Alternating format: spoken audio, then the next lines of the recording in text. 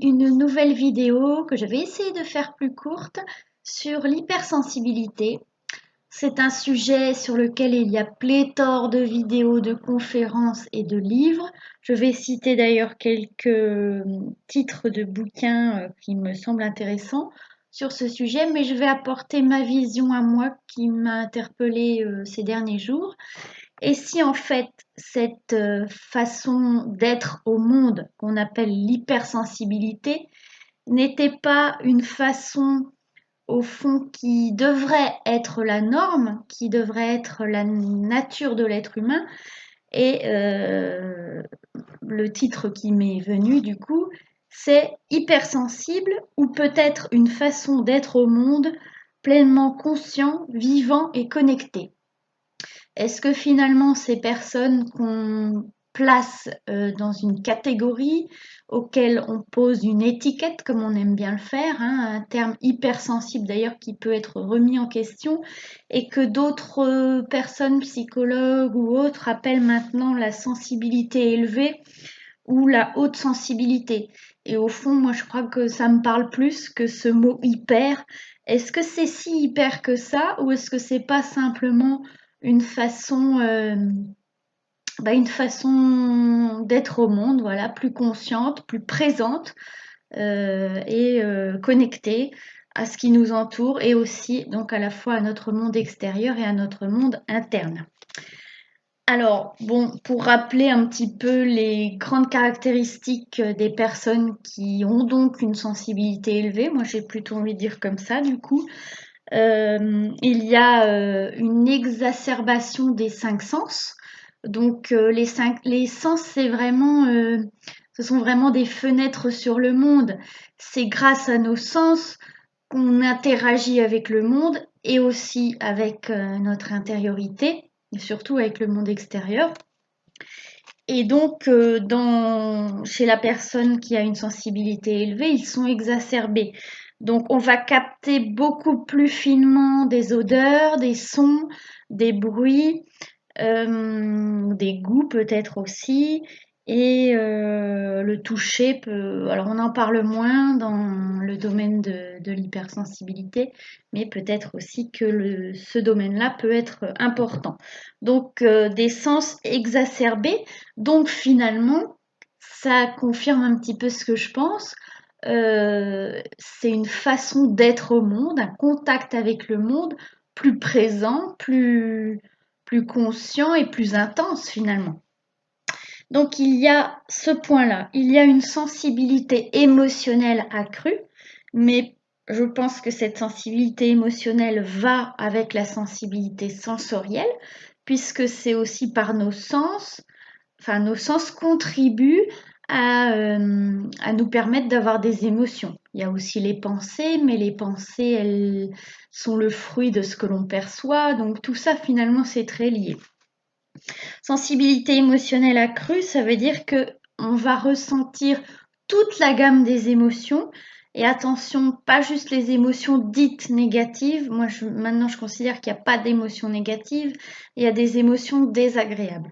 Donc, la personne avec une sensibilité élevée ne va pas capter que ces émotions-là, mais aussi les émotions agréables, la joie. Une personne à une sensibilité élevée peut être très profondément émue face à des comportements, des comportements humains qui sont beaux, qui vont venir la toucher profondément, donc ça va être très positif, mais ça va être simplement un ressenti plus intense qu'une autre personne qui réagirait peut-être sans émoi. On peut être aussi très ému devant un beau paysage, on peut avoir envie de pleurer devant un paysage qui nous touche tellement on trouve ça beau, parce qu'on capte justement la beauté de ce qui nous arrive, de ce qui arrive à nos sens. Donc en fait, pour moi, ça relève vraiment d'une façon d'être, une façon d'être au monde simplement plus intense, plus connecté, plus vivant. Et c'est peut-être pas si hyper que ça en fait. C'est peut-être la nature de l'être humain au fond. Et au contraire, tous ceux qui ne sont pas dans ce registre-là ont peut-être perdu quelque chose, se sont peut-être déconnectés de l'environnement et de cette nature profonde de l'être humain et de l'être vivant. J'en reviens aux critères, donc sensibilité émotionnelle accrue, une empathie en général plus développée, donc une capacité à ressentir, à percevoir les émotions des autres plus élevée. Une finesse relationnelle, donc c'est aussi une capacité à repérer quand les autres dissimulent leurs émotions, ils vont vous dire oui, tout va bien, et vous percevez qu'il y a quelque chose qui n'est pas en cohérence avec ce qui est dit. Une sensibilité à l'ambiance et à l'hostilité aussi. Vous entrez dans un lieu et si l'ambiance est un petit peu froide, désagréable, bah, ça touche plus ces personnes-là. Une forte réactivité. Alors on peut être parfois dans la surréaction à une situation, réagir très fort et aux yeux des autres, on va dire, réagir trop fort même, hein, ça peut être dit, des fois tu surréagis, tu t'en fais trop, voilà, des choses comme ça. Saturation, puisqu'on capte tout on capte tout intensément. Des fois, le système sature, il a trop d'informations, et donc une fatigabilité aussi plus importante.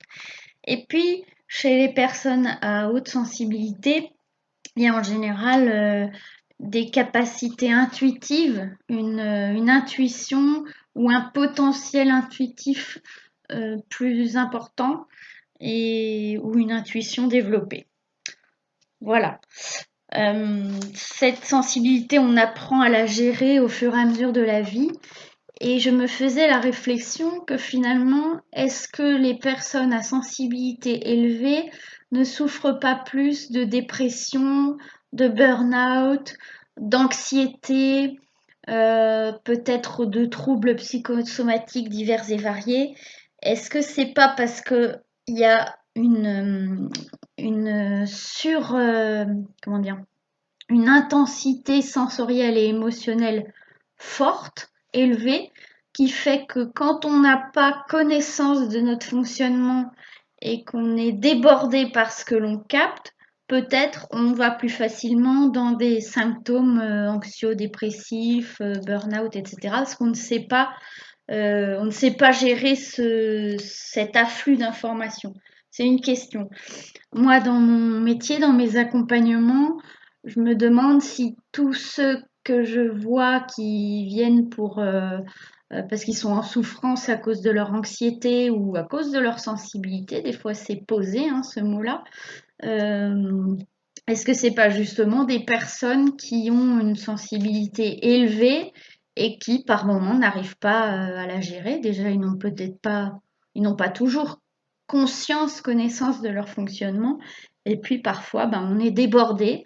Et est-ce que c'est pas pour ça aussi, voilà, est-ce qu'il n'y a pas un lien entre ces pathologies-là, ces troubles-là, là j'ai plutôt envie de dire troubles, et une sensibilité élevée mal gérée ou mal connue? Voilà, c'est des questions, mais c'est tout à fait probable. Donc, est-ce qu'il n'y a pas une plus grande vulnérabilité à ces problèmes-là quand on a une sensibilité élevée dont on n'est pas conscient ou qu'on n'arrive pas toujours à gérer? Et évidemment, pour terminer là-dessus, l'hypersensibilité, enfin la sensibilité élevée, est un fardeau quand on ne la reconnaît pas, quand on ne l'accepte pas et qu'on ne sait pas gérer cet afflux énorme d'informations, tout ce qu'on capte.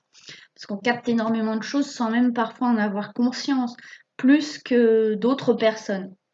Alors on dit plus que la moyenne, mais je ne sais pas si cette tendance-là est pas en train de s'inverser parce que je pense que tous les gens nés enfin beaucoup de jeunes nés dans les années 2000, 2010 et ceux qui naissent aujourd'hui, à mon avis, vont être sont des personnes ou vont être des personnes beaucoup plus connectées à cette part sensible de l'être humain, qui est peut-être en fait tout simplement dans sa nature.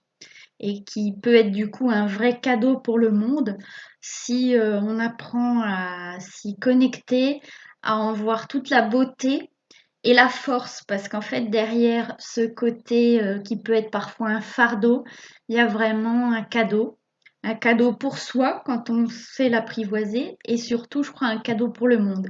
Et je pense que c'est vraiment important qu'il y ait de plus en plus d'êtres connectés à leur sensibilité pour justement révéler les failles de notre société, de notre système, et aller vers un monde plus humain, en fait.